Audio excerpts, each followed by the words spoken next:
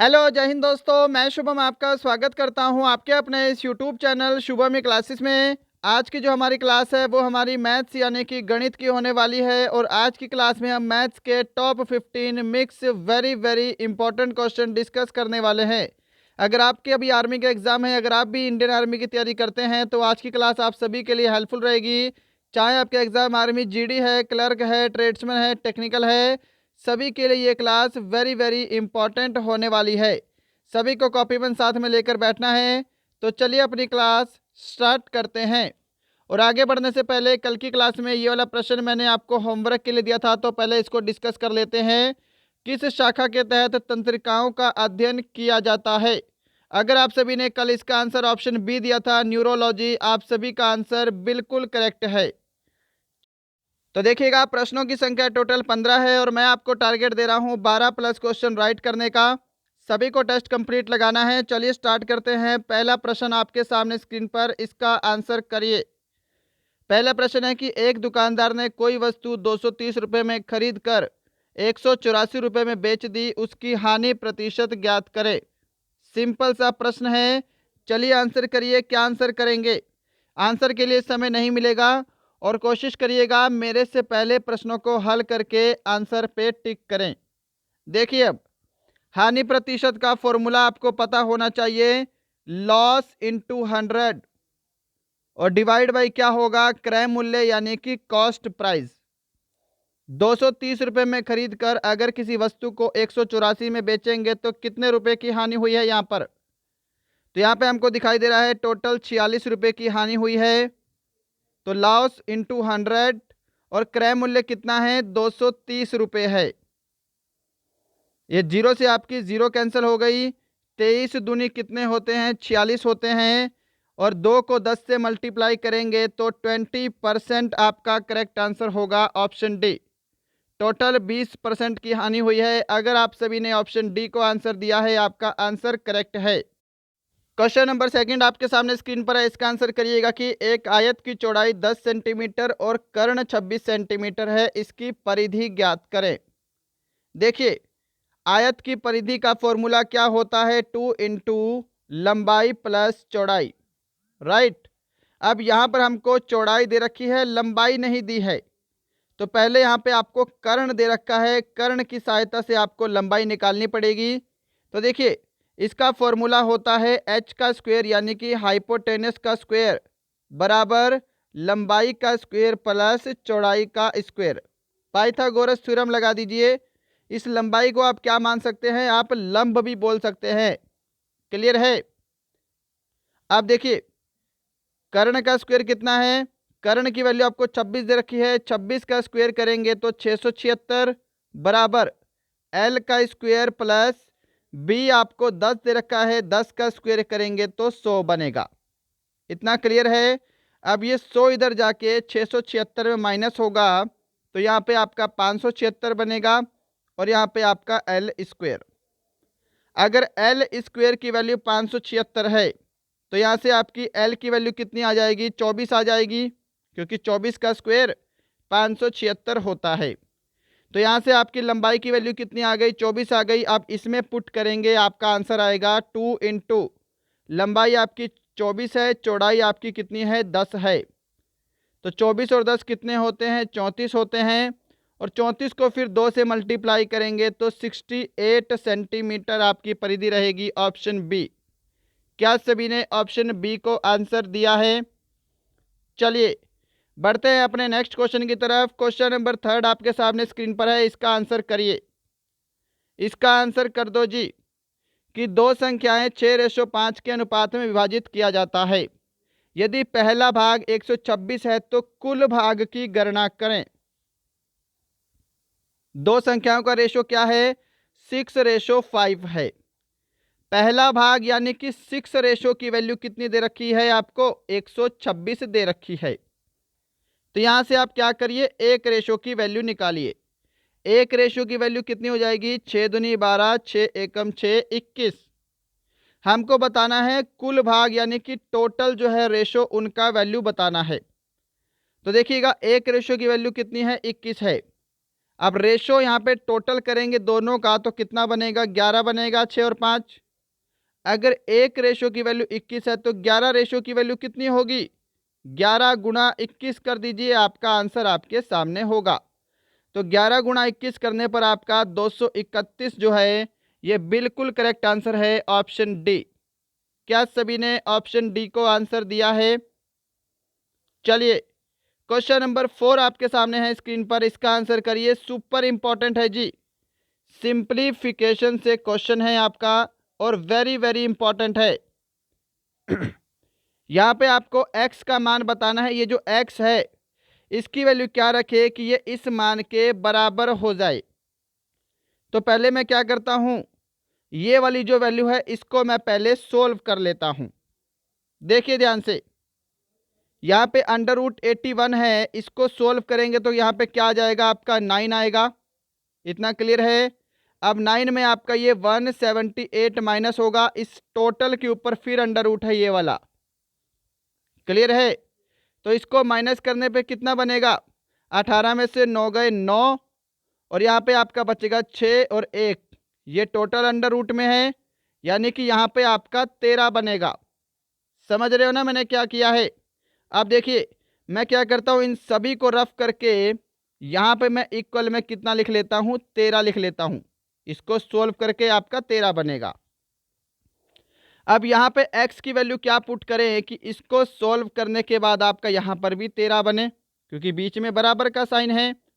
तो देखिए 169 है अंडर रूट में, अगर मैं x की वैल्यू 20 रखता हूँ, 189 है सॉरी, 189 में अगर मैं 20 को माइनस कर दूं तो यहाँ पे कितना बनेगा, 169 बनेगा, और 169 का अंडर रूट कितना होता है, 13 होता है। यानी कि ऑप्शन ए आपका बिल्कुल करेक्ट आंसर रहेगा। x की वैल्यू 20 रखने पर ये एकदम सेटिस्फाई करेगी इक्वेशन। आई होप सभी को समझ में आया होगा, सिंपल सा प्रश्न था, ऑप्शन ए बिल्कुल करेक्ट आंसर है जी। नेक्स्ट है क्वेश्चन नंबर 5 आपके सामने, और इस क्वेश्चन में आपको थोड़ी सी करेक्शन करनी है। पढ़ने से पहले इस 15% को आपको 20% करना है। क्लियर है? इस 15% को आपको यहाँ पर 20% करना है। अब चलिए क्वेश्चन को पढ़िएगा कि एक किताब का अंकित मूल्य 2000 रुपये है, दुकानदार ने इस पर 10% की छूट दी, उसके बाद भी 20% का लाभ हुआ, तो पुस्तक का क्रय मूल्य ज्ञात करें।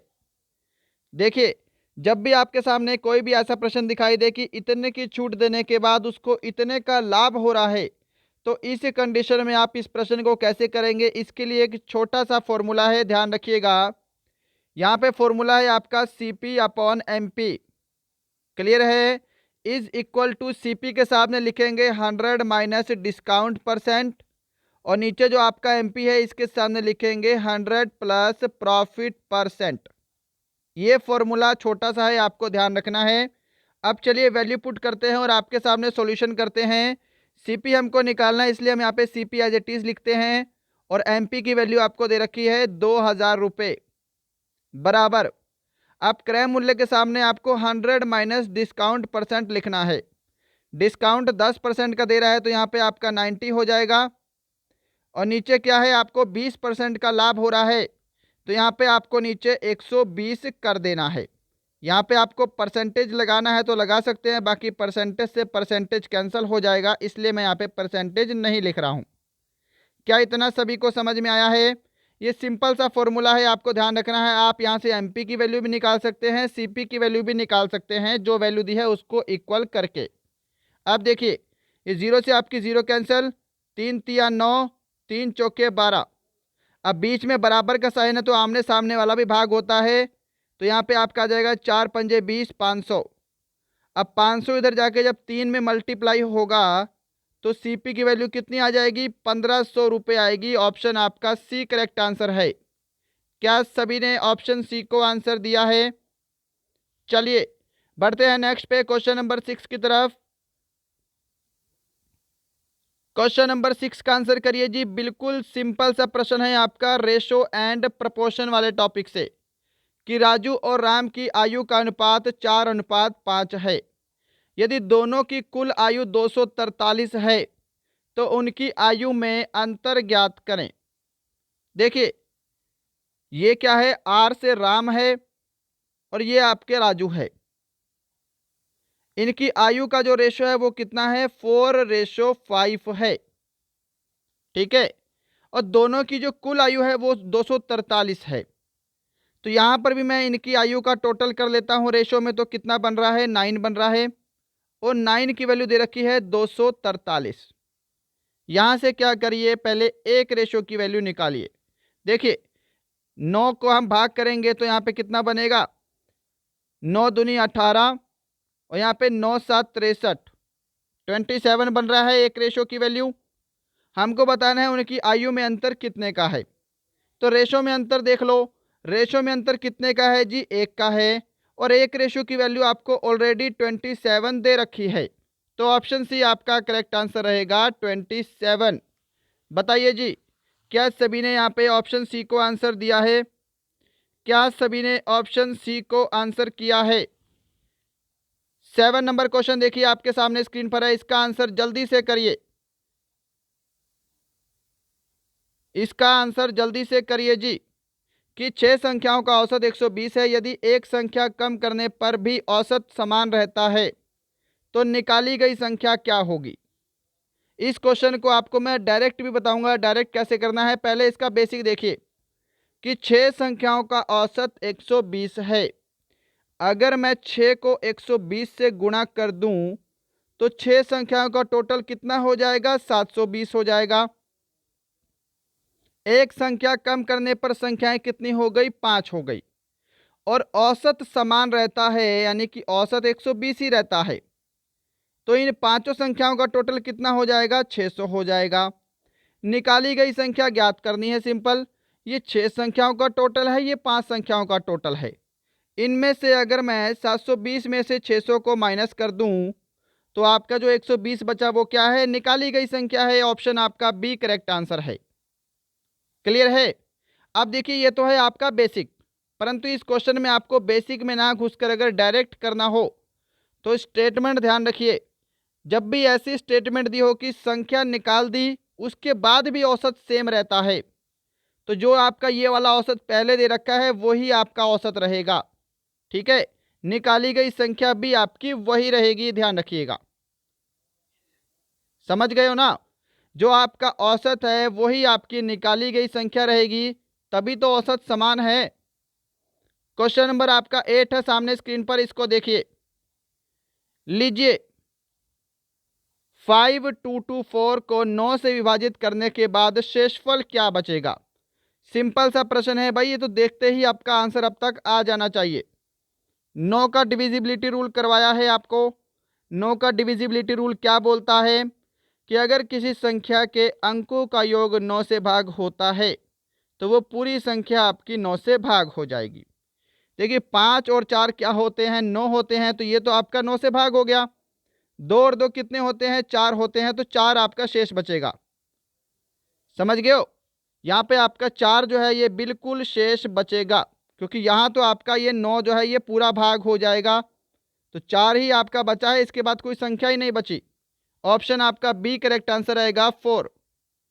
आप चाहो तो सिंपल डिवाइड मेथड लगाकर भी देख सकते हैं। चलिए 9 नंबर क्वेश्चन की तरफ बढ़ते हैं, सामने स्क्रीन पर है, आंसर करिए जल्दी से इसका। कि 5 वर्ष में 12% वार्षिक ब्याज की दर से साधारण ब्याज 4500 रुपये प्राप्त होता है। निवेश की गई राशि क्या होगी ये बताना है। सिंपल सा प्रश्न है ना। साधारण ब्याज और चक्रवृद्धि ब्याज आपको बिल्कुल कंप्लीट करवाया हुआ है। देखिए निवेश की गई राशि बतानी है, यानी कि आपको प्रिंसिपल बताना है। प्रिंसिपल का फॉर्मूला क्या होता है, सिंपल इंटरेस्ट इंटू 100, नीचे आपका time into rate of interest. Simple interest कितना है, 4500 रुपये, गुणा क्या करेंगे, 100 करेंगे। समय दे रखा है 5 वर्ष, दर दे रखी है 12%। अब फटाफट से कैंसिल करिए, आपका आंसर आपके सामने है। 5 से कैंसिल करते हैं, 5 × 45, यहाँ पे 900 हो गया। फिर 12 से कैंसिल करके देखिए, 12 7 कितने होते हैं, 84 होते हैं, 12 पंजे 60 होगा। और 75 को 100 से गुणा करेंगे तो यहाँ पे 7500 रुपये आपका ऑप्शन ए करेक्ट आंसर है। क्या सभी ने ऑप्शन ए को आंसर दिया है? मैं उम्मीद करूंगा सभी ने ऑप्शन ए को आंसर दिया होगा और सभी का आंसर जो है ये बिल्कुल करेक्ट है। क्वेश्चन नंबर 10 देखिए जी सामने स्क्रीन पर। इसका आंसर करिए कि एक बक्से में 80 साबुन है, जिसमें से 56 साबुन का उपयोग किया गया, तो बक्से में कितने प्रतिशत साबुन शेष बचे हैं? ये तो बिल्कुल सिंपल सा प्रश्न है। देखिए टोटल 80 साबुन है, जिसमें से 56 यूज हो गए, कितने साबुन बचे हैं? टोटल आपके 24 साबुन और बचे हैं। क्लियर? कितने से? 80 से गुणा कर दीजिए 100 से, परसेंटेज के लिए। बस यहाँ से सिंपल आपका आंसर आएगा। 0 से आपकी 0 भाग हो गई और 8 से करेंगे 8 या 24, तो यहाँ पे आपका 30% साबुन जो है वो शेष बचे हैं। ऑप्शन सी करेक्ट आंसर है। क्वेश्चन नंबर 11 देखिएगा सामने स्क्रीन पर आपके। इसका आंसर करिए जी। बोर्ड मास से प्रश्न है, लीजिए इसका आंसर करिए और गलत मत करिएगा, ध्यान से करिएगा कैसे आपको करना है। पहले ब्रैकेट सोल्व होगी, फिर डिवाइड करना है, फिर मल्टीप्लाई करना है, फिर प्लस और माइनस में से कुछ भी। तो देखिए पहले हम इस वाली ब्रैकेट को सोल्व करते हैं। ठीक है, 81 को 9 से भाग करेंगे तो यहाँ पे कितना बचेगा? 9 बचेगा, और 9 में से 9 माइनस होगा, भाई बीच में माइनस का साइन है, तो ये पूरी वैल्यू क्या हो गई? आपकी 0 हो गई। तो यहाँ तक आपकी वैल्यू खत्म है जी, समझ गए? अब देखिए 46 और 23 बचा है। यहाँ पे 46 को 23 से भाग करेंगे तो कितना बचेगा? 2 बचेगा, है ना? तो यहाँ पर इतना सोल्व करने के बाद आपका क्या आ रहा है? 2 आ रहा है, और यहाँ पे क्या है? डिवाइड, और यहाँ पे 56 है। लीजिए अब 56 को 2 से भाग करिए, कितना बचेगा? 56 को 2 से भाग करेंगे, 2 दूनी 4, 2 अट्ठे 16, 28, यानी कि यहाँ तक की वैल्यू आपकी कितनी आई है? 28 आई है। आगे कितना है? 128, और यहाँ पे माइनस का साइन है। सिंपल, 128 में से 28 माइनस करेंगे, 100 आपका राइट आंसर है, ऑप्शन बी। बताइए क्या सभी ने ऑप्शन बी को आंसर दिया है? क्या सभी ने ऑप्शन बी को आंसर दिया है? 12 नंबर क्वेश्चन देखिए जी आपके सामने स्क्रीन पर। इसका आंसर कर दीजिए जल्दी से। और ये वाला प्रश्न मैं शायद आपको काफ़ी पहले भी करवा चुका हूं कि किसी संख्या के 60% में 40 जोड़ने पर संख्या का 80% प्राप्त होता है, वह संख्या क्या है? नंबर सिस्टम वाले टॉपिक से प्रश्न है आपका। देखिए माना मैंने वो संख्या क्या है? एक्स है। एक्स का 60% में क्या जोड़ा है हमने? 40 जोड़ा है। तो क्या प्राप्त हो रहा है? उस संख्या का 80% प्राप्त हो रहा है। संख्या हमने एक्स मानी है, तो एक्स का क्या प्राप्त हो रहा है? 80% प्राप्त हो रहा है। इतना सभी को समझ में आया है? अब देखिए यहाँ पे जितना आपसे कैंसिल होता है, सोल्व होता है, उतना सोल्व कर लीजिए। 0 से आपकी 0 कैंसिल, 2 चौके 8, और यहाँ पे 2 पंजे 10। क्लियर? अब देखिए 0 से आपकी यहाँ पे 0 भाग हो गई। अब 10 को यहाँ पे सोल्व करेंगे तो क्या बनेगा? इसको चाहे तो और भी सोल्व कर सकते हैं, 2 तिया 6, और यहाँ पे 2 पंजे 10। अब इसको आप, पहले मैं इसको और सिंप्लीफिकेशन में सिंपल कर लेता हूँ। देखिए यहाँ पे आपका बना है 3x, नीचे 5 प्लस 40 बराबर आपका है 4x डिवाइड बाई 5। क्लियर है इतना? अब देखिए पहले हम इसको एलसीएम लेके सोल्व कर लेंगे, उसके बाद हम आगे चलेंगे। तो इसको सोल्व करेंगे, यहाँ पे कितना बनेगा? 5 चौके 20, 200। तो इसको सोल्व करने के बाद यहाँ पे सोल्व करूँगा। देखिए इसको जब आप सोल्व कर रहे होंगे तो ये आपका बनेगा 3x प्लस 200 वेट। इसको मैं यहाँ पे सोल्व करता हूँ, थोड़ा सा स्पेस कम है, इसको मैनेज करिएगा। यहाँ पे इसको मैं सोल्व करूँगा क्योंकि आगे मुझे वो जगह लेनी है। देखिए यहाँ पे 3x प्लस 200 और डिवाइड बाई कितना है? 5 है। इसको सोल्व करने के बाद आपका आएगा बराबर कितना है? 4x divide by 5। क्लियर है? अब देखिए ध्यान से, अब ये नीचे वाले 5 से ये वाला 5 आपका भाग हो जाएगा क्योंकि बीच में बराबर का साइन है ना? अब ये 3x इधर जाके जब 4x में माइनस होगा तो कितना बचेगा, सिर्फ x बचेगा। और x की वैल्यू कितनी है, 200 है। ऑप्शन आपका कहाँ है, डी आपका करेक्ट आंसर है जी। आंसर मैच करो, क्या ऑप्शन डी सभी ने आंसर दिया है। सिंपल सा प्रश्न था जी। 13 नंबर क्वेश्चन देखिए आपके सामने स्क्रीन पर, इसका आंसर कर दो जल्दी से। क्वेश्चन की स्टेटमेंट थोड़ी सी लेंथी है, इसीलिए जो इंग्लिश मीडियम वाले हैं वो इंग्लिश में रीड कर लीजिए। हम प्रश्न को हिंदी लैंग्वेज में सॉल्व करेंगे और लास्ट में सभी को स्कोर बताना है कि इन 15 प्रश्नों में आपका टोटल स्कोर कितना हुआ है। कि राम किसी कार्य को 6 दिन में तथा श्याम उसे 8 दिन में पूरा करता है। यदि वे दोनों एक साथ मिलकर कार्य करें और कुल 280 रुपये मजदूरी हो तो कुल मजदूरी में राम का हिस्सा क्या होगा। देखिए ध्यान से, राम किसी कार्य को करता है 6 दिन में, श्याम उस कार्य को करता है 8 दिन में। पहले हमको क्या करना है, इनकी एफिशिएंसी निकालनी है, कार्य करने की क्षमता, जो कि पहले वर्क को इक्वल करके निकलेगी। इनका एलसीएम कितना रहेगा, इनका एलसीएम आपका 24 आएगा। देखिए 6 चौके 24 और 8 तिया 24, ये 4 और 3 क्या है, इनके कार्य करने की क्षमता है। इतना तो सभी को पता है। अब देखिए बोला है कि दोनों की मजदूरी कितनी है, 280 रुपये है, और दोनों की एफिशिएंसी का टोटल कितना है, 3 और 4 7 7 है। देखिए दोनों की जो है मजदूरी है 280 रुपये है और दोनों की एफिशिएंसी का टोटल कितना है, 7 है। हमको बोला है राम का हिस्सा क्या होगा, और राम की अगर मैं एफिशिएंसी देखूं तो कितनी है, 4 है, तो यहाँ पे गुणा 4 कर दीजिए, यहाँ से आपका राम का हिस्सा निकल जाएगा। सिंपल है ना। देखिए 7 चौके 28 40 और 40 को 4 से करेंगे तो 160। ऑप्शन बी आपका करेक्ट आंसर है। सिंपल था, इसमें इसका कोई लॉजिक नहीं है। ये टाइम एंड वर्क का क्वेश्चन है, परंतु इसको हम टाइम एंड वेजिस वाला टॉपिक बोलते हैं। इसमें इस 24 के कोई वैल्यू नहीं है, ध्यान रखिएगा। हमको ऑलरेडी वैल्यू दे रखी है कि आपको ये दोनों मिलकर 280 रुपये कमाते हैं। तो कैसे कमाएंगे, अपनी क्षमता के हिसाब से कमाएंगे। तो इसमें हमको राम का हिस्सा निकालना है, जो कि हमने निकाल दिया है। क्लियर है सभी को। चलिए क्वेश्चन नंबर 14 है आज का, सेकंड लास्ट क्वेश्चन, आंसर करिए जल्दी से। अभी तक सेशन को लाइक शेयर एंड सब्सक्राइब नहीं किया है तो ज़रूर करिएगा। अगर आपका कोई फ्रेंड आर्मी की तैयारी करता है उसे चैनल ज़रूर शेयर करेंगे।